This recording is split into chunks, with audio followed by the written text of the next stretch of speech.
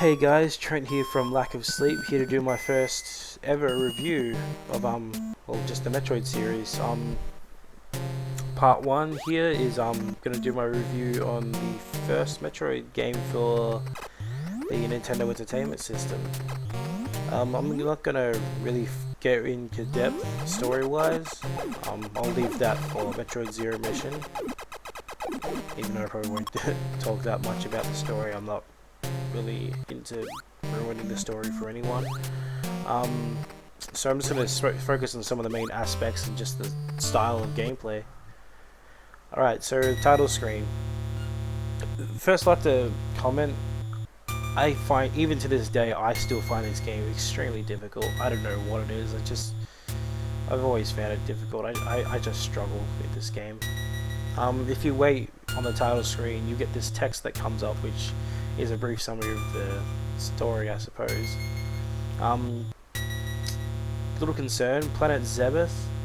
I'm not sure if that's a typo or if that's what it was actually called, but all I know is later on it was changed to Planet Zebeth. Even in Zero Mission it was changed. When you press start, sorry, you get the option to start a new game or continue. I'll get more into continuing later.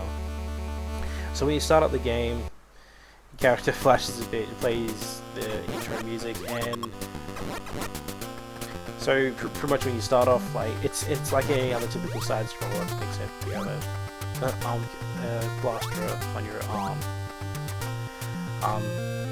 One thing I don't like, every time you start a new game or continue, you always start with 30 health regardless each time. I don't really like that, considering it's pretty difficult and easy to take hits in this game. Believe me, you're gonna take a lot of hits and die a lot of the time. It may look pretty simple at first, but when you get to areas like this, the enemies just do a lot of damage and just keep coming non-stop. Even getting health doesn't really help. You only get like 5 health HP depending on like the enemies you kill. Some enemies you kill will give you probably like 30 health or 20, but most difficult. Alright, to some of the main areas of the game, when you start in is Brinstar, so that's pretty basic. Most likely you move on to Norfair next, even though it's not really the next area to go to. But, well, it doesn't really matter where you go. Then there's Kraid's lair. Kraid's one of the main bosses in the game. You have to defeat him and another to progress to the final end of the game, your goal. Well, the next boss, which is his area, Ridley. He's the second boss. Well, there's like some mini bosses in the game elsewhere, I believe.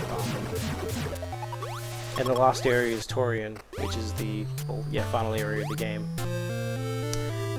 Like most side scrollers, there's pretty much typical upgrades to get you. This is missile expansion, which you need for doing more damage and opening red doors, as well as purple. Energy tanks, which replenishes your health and also extends it by 100.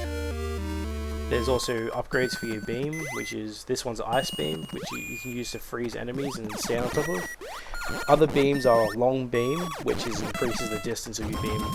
You would need it. The distance you start off with is horrible, it's so short. And there's also Wave Beam. I'll be honest, Wave Beam is way more important. Sorry, Ice Beam is way more important in this game.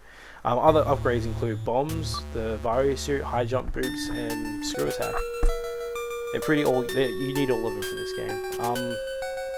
Okay, to continue. Yes, it's a password screen. One thing I've actually noticed is I thought password was one word, and I love how it says password please.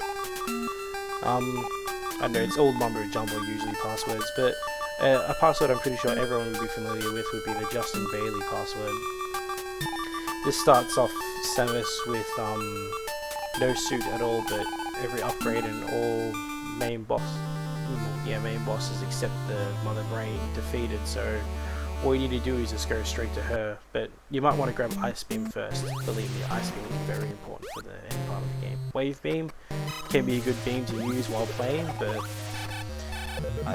Ice Beam it's just more efficient. It helps to actually defeat the Ridleys like easier, in my opinion. Probably most people's too.